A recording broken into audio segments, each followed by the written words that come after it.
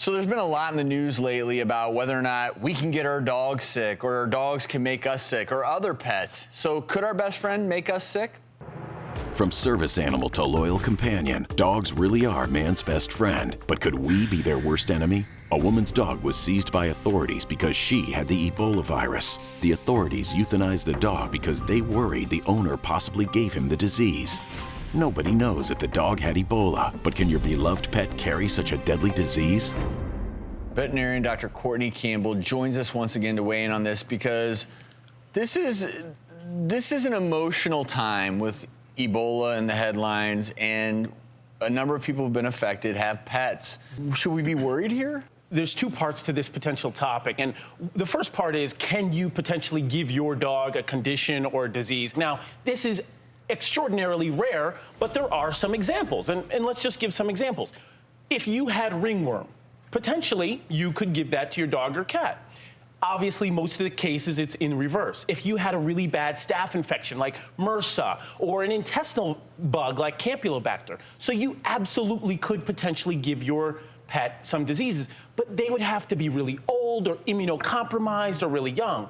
But what has dominated the news recently is the Ebola virus. And the reason why this is such a controversial topic and sparks such a spirited debate is because there's a dearth of information out there. And in that vacuum, what fills in there? Opinion, speculation, paranoia. So let's talk about what we do know.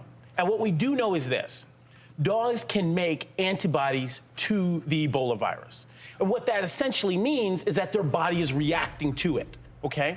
But what they have never identified is actual virus in their system. They've never actually been able to find Ebola virus in their cells. Like what you see on the news, people actually are shedding virus. So here's what we don't know. Do dogs experience what we call a transient or flash infection and their body just quickly gets rid of it? Or do they shed virus for a certain period of time? We don't know that. They've never found the virus in their cells. In other words, the Ebola virus, if theoretically your dog were infected with it, your dog probably isn't going to get sick from it. That's the key. So we know, number one, they make antibodies, and number two, they don't get sick. So can a dog go and lick his owner, who actually has Ebola, and potentially transmit, then go lick someone else, and potentially transmit Ebola to the person that they licked? So can they be a vector? Yeah. The answer is we don't know. Here's what they did see.